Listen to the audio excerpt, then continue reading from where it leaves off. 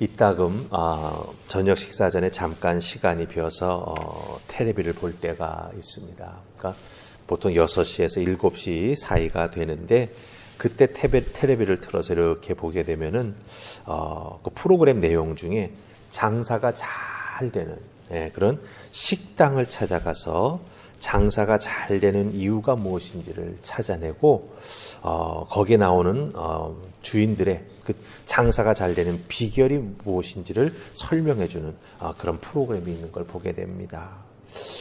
제가 몇 번 본 내용을 가지고 일반화하는 것이 조심스럽긴 하지만 거기에 나오는 그 장사가 잘 되는 식당들의 장사 잘 되는 비결이 있었습니다. 그게 뭐냐 하면 음식의 맛을 내기 위해 그 정말 자기 식당만의 그 음식만의 독특한 맛을 내기 위해서 정말 수도 없이 맛있는 레시피를 만들기 위해서 노력들을 한다라고 하는 것이었습니다. 어느 칼국수집 이야기가 나왔습니다. 맛있는 칼국수 반죽을 하기 위해서 그 주인은 이렇게 말했습니다.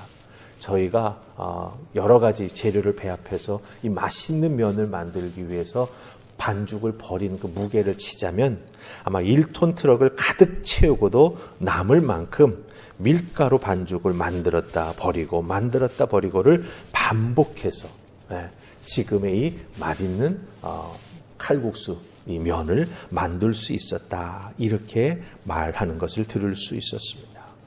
1톤 트럭을 가득 채울 만큼 밀가루 반죽을 만들었다. 시험해보고 버리고 반복했다라고 하는 거죠.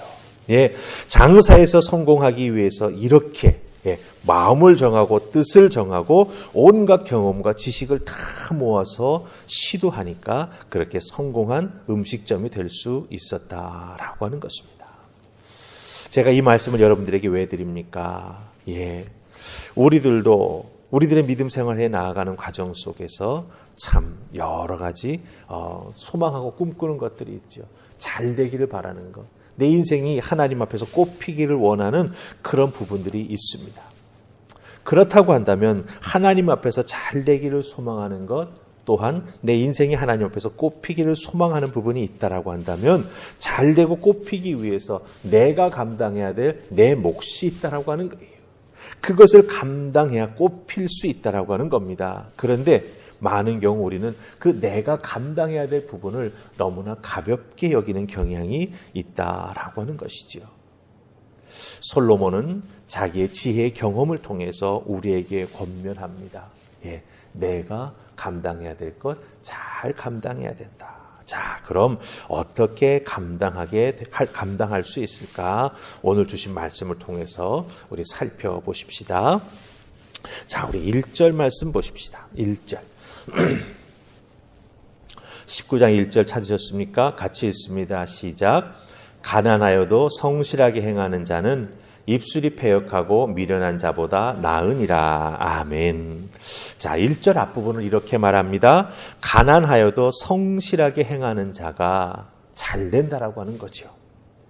자, 여기서 우리는 두 가지를 잘 살펴보아야 합니다.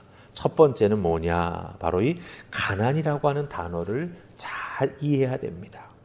이 가난이라고 하는 단어를 국어사전에서 찾아보면은 살림살이가 넉넉하지 못하다 이렇게 설명을 해주고 있습니다. 우리가 일반적으로 이해하는 가난이라고 하는 단어는 이 단어의 의미가 맞습니다. 하지만 성경에서 특별히 이 잠언 19장 1절에서 사용된 가난이라고 하는 단어는 그런 의미가 아닙니다. 여기서 가난이라고 번역된 히브리 단어는 러쉬라고 하는 단어입니다. 이 러쉬라고 하는 가난이라고 하는 의미의 단어는 무슨 의미를 가지고 있냐면은 가난을 벗어나기 위해서 부지런히 노력하고 힘든 노동도 마다하지 않는 모습을 담고 있습니다. 그러니까 단순히 살림살이가 넉넉하지 못해서 어렵고 힘들다 그것을 의미하는 게 가난. 바로 이 러쉬라고 하는 단어가 가지고 있는 의미가 아니라고 하는 거예요.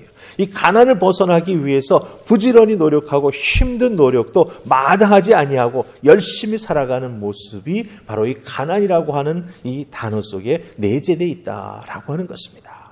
그렇기 때문에 가난을 벗어나기 위해서 마음을 단단히 먹고 열심히 노력하는 자세가 이 가난이라고 하는 단어 속에 숨겨져 있다라고 하는 거예요. 근데 우리는 상식적으로 우리가 알고 있는 그런 단어의 개념만 가지고 그래 살림살이가 넉넉하지 못하니까 그냥 가난하다고 말하겠지. 아닙니다. 벗어나기 위해서 애쓰는 그 마음과 삶의 자세가 가난이라고 하는 단어 속에 배어 있다라고 하는 거예요. 그렇기 때문에 1절 말씀 잘 보세요. 가난하여도 성실하게 행하는 자가 어떻게 된다고요? 하나님의 은혜와 축복을 받게 된다라고 하는 거예요. 그렇기 때문에 여기서 우리는 두 번째로 꼭 살펴야 될 것이 무엇이냐? 바로 이 성실함이라고 하는 단어를 잘 이해해야 된다라고 하는 거예요. 왜냐하면 가난하지만 그 가난을 벗어나기 위해서 노력하고 단단히 마음 먹고 힘든 일도 마다하지 아니하고 거기에 전심전력해서 살아가는 그 귀한 모습, 매일매일 실천되는 것이지 않습니까? 그러니 그런 모습이, 그런 노력이, 그런 행동이 자기 자신에게 축적이 되고 그것이 성실함으로 자리 잡게 될 때 그 인생에는 큰 변화가 일어나게 된다고 하는 거예요. 맛있는 음식점으로 그렇게 성공할 수 있었던 가게는요. 그런 성실한 그 가난을 이겨내기 위한, 즉 무언가 새로운 변화를 이겨내기 위한 그 노력이 계속되고 있는 것을 발견하게 된다고 하는 거예요. 그래서 이 성실함입니다. 이 성실함 속에는 무슨 의미가 있냐 하면은 성품이라고 하는 의미도 있습니다. 하지만 성경의 의미를 잘 살펴보면 이 성실하다라고 하는 것이 성품이기도 하지만 여기에 한 가지가 더 더해져야 이 1절에서 말하는 성실하다라고 하는 의미가 딱 맞아 떨어진다라고 하는 거예요. 그럼 무엇이냐? 여기서 말하는 성실함이라고 하는 것은 바로 이 자기 자신의 삶을 움직이는 힘이 된다라고 하는 거예요. 성실함이 곧 내 힘이요, 내 무기가 된다라고 하는 것입니다. 성실함은 단순히 그것만 해서 끝나는 게 아니라 내가 정말 잘 살아가고 해서 정직하게, 성실하게 계속해서 내 삶을 움직이는 힘으로 삼아 나아간다라고 하는 거예요. 한두 번 해보고 그만두는 게 아니라고 하는 거예요. 1톤 트럭에 밀가루 반죽을 가득 채워버릴 만큼 계속해서 그게 바로 성실함이라고 하는 거죠. 이게 정말 중요하다라고 하는 것입니다. 그래서 1절에서는 이 성실하게 행한다라고 하는 표현을 우리가 발견하게 되는 거죠.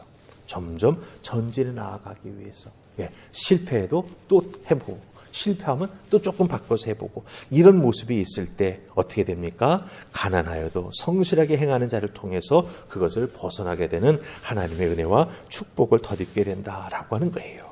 근데 우리가 잘못하면 이 가난하다라고 하는 것에 사로잡혀가지고 성실하게 행하는 이것을 놓쳐버리는 경우가 많이 있고 가난이라고 하는 성경적 단어가 가지고 있는 열심히 노력하는 그런 모습을 잊어버리고 그냥 내가 가난하니까 누가 날 좀 도와주면 좋겠다. 이런 식으로 머물러 버리는 경우가 많이 있다라고 하는 거예요. 머물러서는 안 됩니다. 그 가난을 떨쳐내기 위해 부지런히 노력하고 힘든 노력도 마다하지 아니하고 열심히 감당해 나아갈 때 그것이 나에게 성실함으로 자리 잡게 되어서 정말 꾸준히 노력하게 되어서 좋은 결과를 맺게 된다라고 하는 것입니다. 자, 그럼 우리 2절 말씀 보십시다. 자, 2절 찾으셨습니까? 같이 읽습니다. 시작. 지식 없는 소원은 선하지 못하고 발이 급한 사람은 잘못 가느니라. 아멘. 자, 여기서 지식 없는 소원은 선하지 못하고 발이 급한 사람은 잘못 간다. 이렇게 말하고 있습니다. 빨리 성공하고 싶어가지고 마음만 급해서 마구 달려가다가는 잘못된다라고 하는 거예요. 누구나 다 빨리 성공하고 싶은 마음이 왜 없겠습니까? 그런데 제가 텔레비에서 봤던 그 장사가 잘 되는 집들은 정말 발이 급한 것이 아니라 좋은 맛으로 오는 손님들에게 음식을 대접해야겠다라고 하는 그런 마음으로 정말 선한 마음을 가지고 준비하고 음식에 대한 새로운 지식을 축적해서 귀한 결과를 이루어내는 것을 보게 됩니다. 지식 없는 소원은 선하지 못하다 이렇게 말하고 있죠. 그렇기 때문에 여러분들 막연한 소원이 아니라 구체적인 지식을 가지고 나 잘 됐으면 좋겠다. 나 복 받았으면 좋겠다. 이런 식으로 막연한 소원이 아니라 구체성을 가지고 우리가 하나님 앞에 뜻을 세우고 준비해 나아가게 될 때 하나님께서 좋은 결과를 우리에게 허락해 주신다라고 하는 거예요.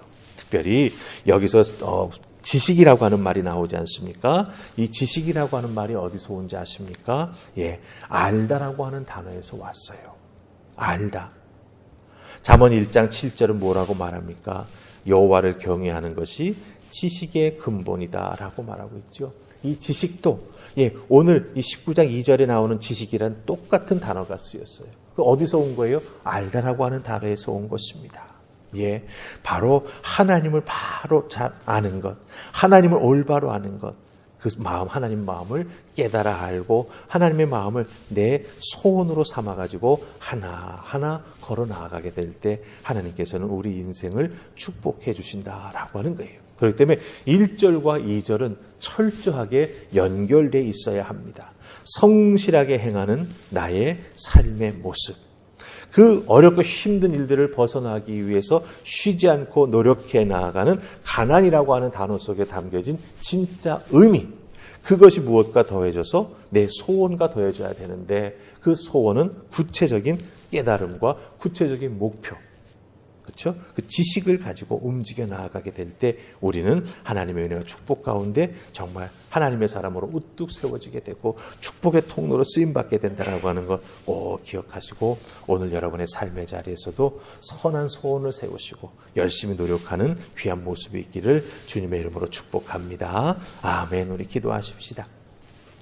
좋으신 하나님 은혜 감사합니다. 오늘도 주신 말씀 잘 기억하여 하나님 기뻐하시는 삶을 살아갈 수 있도록 주여 도우시되 우리의 삶이 때때로 어려울 때도 있습니다.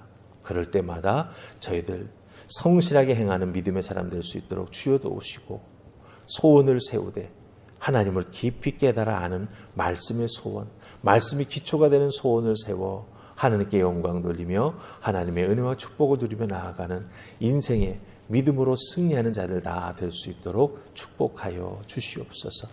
도우신 하나님의 은혜가 오늘도 함께해 주실 줄 믿고 예수님 이름으로 기도하옵나이다. 아멘.